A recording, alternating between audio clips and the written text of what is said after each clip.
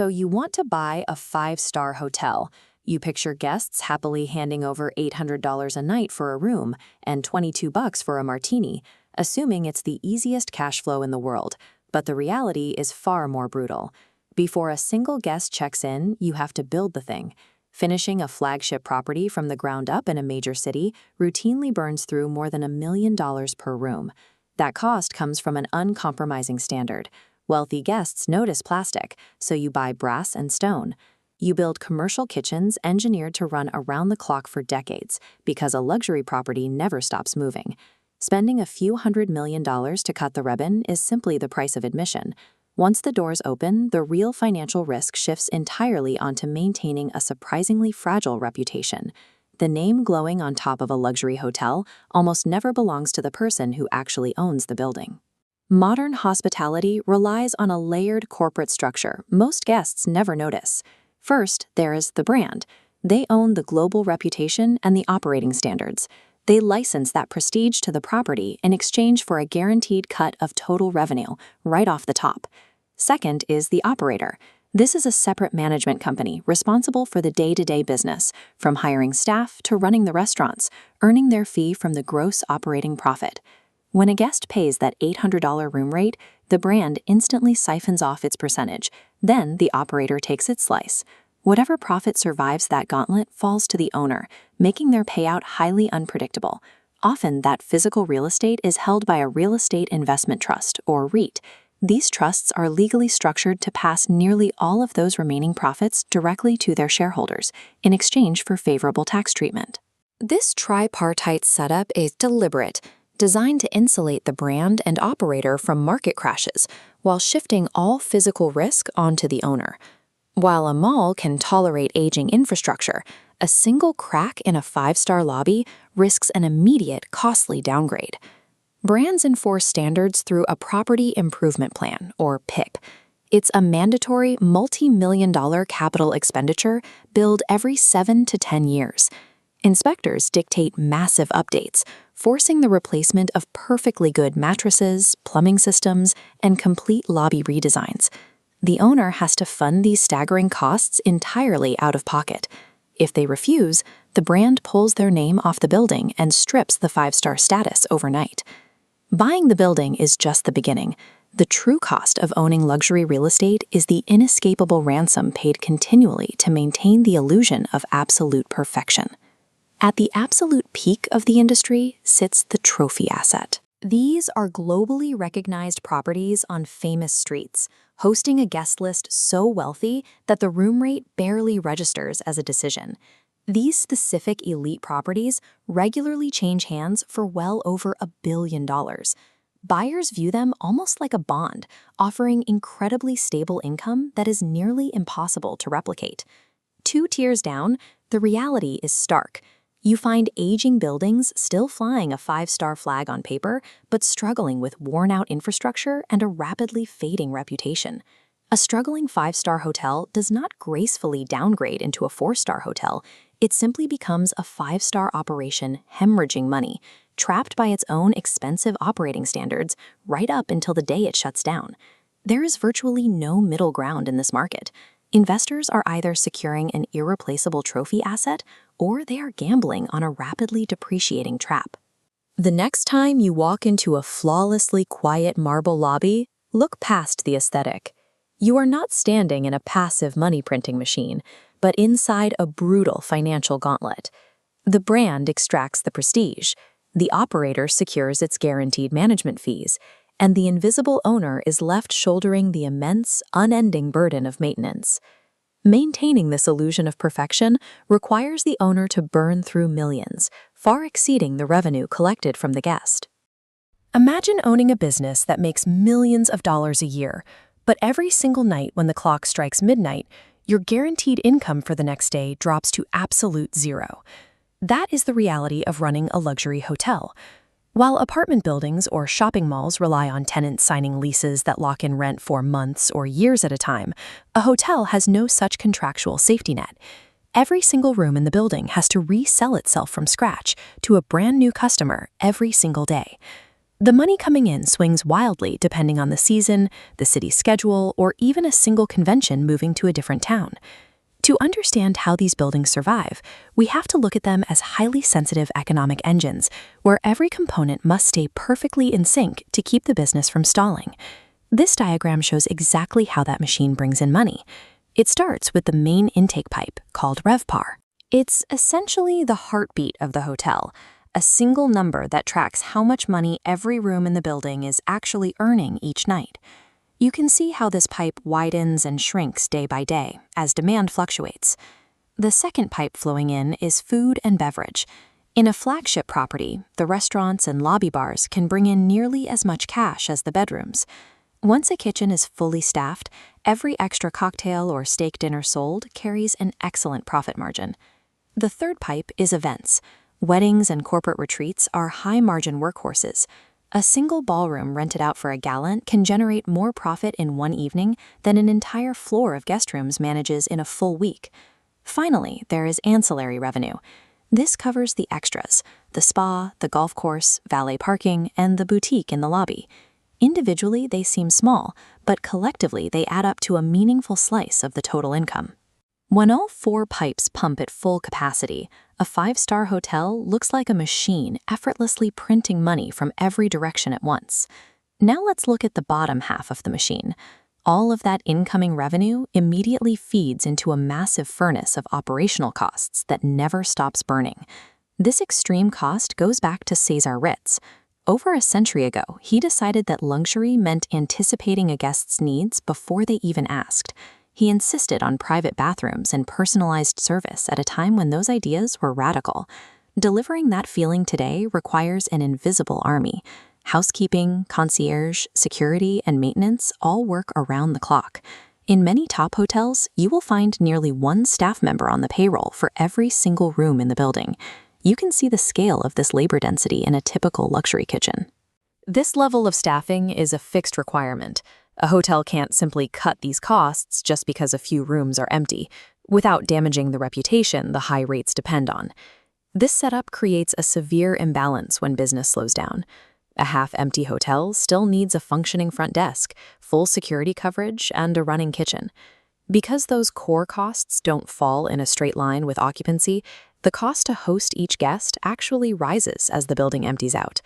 This is why a soft season turns into a financial emergency far faster than owners expect. This leads to a scenario that often blindsides new owners. A hotel might report that 90% of its rooms are booked, which sounds incredibly healthy from the outside. But if those rooms were sold at a deep discount through wholesale channels just to keep the lights on, and the restaurants are losing money just to keep the building looking full service, the actual profit is often much weaker than it looks. To see the truth, the industry uses a number called GOPPAR. It's the ultimate lie detector because it ignores how many people are in the building and looks only at the actual profit left over for every available room. As this chart shows, it is entirely possible to be busy and unprofitable at the same time. Mistaking a busy lobby for actual income is often the beginning of a financial collapse. All of this points to the ultimate structural risk in this business: demand shocks. This is when a financial crisis, a pandemic, or a major geopolitical event causes the entire market to disappear overnight. When a shock hits, the input pipes abruptly shut, but the furnace drains reserves at full speed. Hotels burn through cash, still burdened by mortgages, property taxes, and the payroll needed to keep the building alive. There is no contractual cushion to slow the bleed. Unlike an office building where the rent is locked in, every single hotel room resells itself from zero every single night. A luxury hotel is more than just a glamorous building. It is a high-wire balancing act. It survives only if owners can manage a machine where costs are fixed, but revenue vanishes for reasons entirely outside their control. We all know what a luxury hotel looks like from the outside, right? It looks like absolute wealth, stability, and permanence. But the reality of how these businesses actually operate behind the scenes, well, it's a tightly wound, high-stakes financial puzzle. It almost sounds impossible, doesn't it? The world's most famous hotel, a place that hosted presidents and royalty basically as a matter of routine, spent a decade entirely dark, completely gutted, and financially unrecognizable from the property that made it famous in the first place. So, how does a property that literally defines global wealth suddenly fall apart from the inside? That's exactly the mystery we're going to unravel today. Okay, let's dive into this. Section 1. Waldorf Astoria Story. From Pinnacle to Dark Period. To really wrap our heads around the abstract and frankly brutal economics of grand real estate, we need a concrete case study. And there's no better example than the legendary Waldorf Astoria in New York. Back in the 1890s, the Waldorf Astoria opened its doors and pretty much single-handedly defined American luxury hospitality. Fun fact, you can actually thank them for inventing 24-hour room service and supposedly the red velvet kick. They pioneered that whole classic doorman culture, delivering a level of white glove service that competitors spent a solid century trying to copy. By 1931, they moved over to their prestigious Park Avenue location, totally solidifying their status as one of the most famous addresses on Earth. But look at what happens as we move into the 2000s. The building started carrying the immense weight of its own age. We're talking infrastructure that was decades behind newer competitors, and a business model getting squeezed incredibly hard by rising costs. That specific sequence of pressures led straight to 2014, when it was sold off to a Chinese insurance conglomerate. And that brings us to this absolutely staggering number, $2 billion. That was the sale price in 2014, making it one of the largest hotel sales in American history at the time. But here's the crucial takeaway. What was that money actually buying? That $2 billion price tag reflected the prestigious Park Avenue address and the legendary brand name far, far more than it reflected the actual condition of the physical building itself. Almost immediately after that record-breaking sale, the new owners closed the doors for what was supposed to be a standard multi-year renovation. But things didn't go to plan. It stretched into this grueling, decade-long project. Just to make the math work, ownership slashed the hotel room count by more than 50%, converting a huge chunk of those spaces into private residences. And if that wasn't enough of a headache, the parent company itself was soon engulfed in a massive debt crisis, which actually forced them into a government-directed sale back in their home country. This whole sequence proves a really vital point. A famous name definitely does not mean a safe investment. The collapse wasn't just one dramatic explosion, right? It was a sequence of smaller pressures, aging infrastructure, shifting ownership, and mounting debt, where every single pressure made the next one inevitable. But the Waldorf struggles didn't just happen in a vacuum, which brings us to Section 2, the evolution of luxury, changing the core product. We have to look at how the very definition of luxury travel was fundamentally shifting right underneath these legacy properties. There has been this massive generational shift in what consumers actually expect. For most of the 20th century, old luxury wasn't really just about the room you slept in. It was the guarantee of standardized grandeur. You expected heavy marble lobbies, incredibly formal service, and that distinct feeling of hushed prestige. But look at new luxury. A newer generation of wealthy travelers want something entirely different now. They're looking for boutique properties with a unique sense of place. They want wellness-focused resorts built around health rather than just pure status. And they want branded residences that blend five-star hotel service with ultimate privacy. The old formula just stopped being unique. And because of this, the properties struggling the absolute most today are the ones stuck awkwardly in the middle. They aren't historic enough to sell pure nostalgia, but they aren't innovative enough to offer this new version of luxury either. So how did the successful hoteliers survive this massive shift? Well, they survived by completely changing what they were selling. They stopped leasing out every square foot to generic banquet spaces and instead converted those underused areas into unique, hard-to-replicate amenities. I mean, to survive today, you need signature restaurants run by globally known chefs. You need full medical and wellness clinics built directly into the spas. They started selling extended branded residences outright to guests who just wanted to live the hotel lifestyle permanently. And they layered exclusive members-only clubs right on top of their traditional hotel business. Which brings us to a really powerful realization. As the source material points out, a luxury hotel used to sell a room and a feeling. The properties that thrive started selling an entire identity that a guest could buy into again and again. Executing that kind of pivot, it's incredibly expensive and really slow. But it is absolutely the defining difference between legacy hotels that survived and those that spent a decade gutted and in the dark. And all of this leads us to the ultimate question. We've talked a lot about the shift in consumer side, but let's pivot over to the raw financial mechanics. Does owning a five-star luxury hotel actually work as a business? The honest answer is, it depends entirely on which hotel, and the gap between a good outcome and a disastrous outcome is just enormous. So let's pull back the curtain and look past those velvet ropes for Section 3, the investor's perspective, a terrifyingly fragile system. We're going to put on our insider hats here to understand why this business model is actually, well, kind of terrifying. Think about it like this. In the optimistic scenario, you own a globally recognized name in an irreplaceable location. You've got strong year-round demand and a food and beverage program that's running at a super high margin. In this world, your asset appreciates over time simply because nobody can build another one in that exact same spot. It literally prints cash. But look at the reality of a bad year. Demand drops sharply, almost overnight. But what happens to your costs? Nothing. They don't drop at all. You still have fixed payroll and utility costs because the hotel has to remain staffed to standard. The brand still demands its cut, mandatory renovations still arrive on schedule whether you can afford them or not, and that massive debt used to build the place still requires monthly servicing. Your flexibility is essentially zero, but your revenue has completely vanished. So the crucial thing to understand is what actually triggers that bad year. It's called a demand shock. Basically, this is a sudden, uncontrollable drop in consumer demand caused by massive external events. Think a recession, a global pandemic, or even just rapidly shifting travel patterns. During a demand shock, a luxury hotel has absolutely zero flexibility. It can't just suddenly decide to act like a 3-star budget motel to save a few bucks. It has to remain fully staffed and run to a pristine 5-star standard, regardless of whether occupancy is at 90% or 9%. Connecting this macroeconomics lesson back to our initial case study, the Waldorf Astoria itself lived through nearly a century of that optimistic, cash-printing version before inevitably sliding into a decade of the realistic nightmare scenario.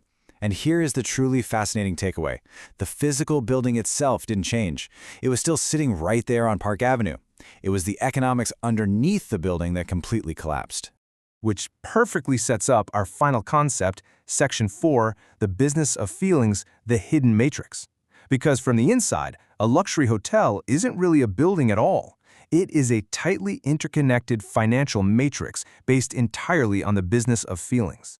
These 3 steps are quietly but permanently tied to one another. First, the name over the door, the brand's reputation, establishes a monumental promise to the consumer. Second, the staff's precision delivers on that promise by anticipating every single detail of your stay. And third, that precision generates the guest's willingness to pay an exorbitant premium, which is literally the only thing funding the entire expensive system.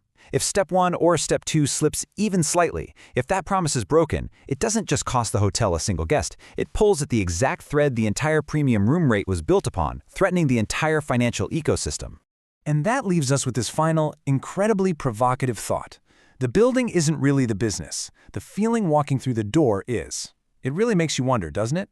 The next time you step into a breathtaking, marble-clad luxury lobby and look around at all that pristine grandeur, ask yourself, are you actually paying for the physical room you're going to sleep in, or are you simply funding the incredibly fragile illusion of the feeling itself? Thank you so much for exploring the hidden economics of luxury with me today. Stay curious, and I'll see you in the next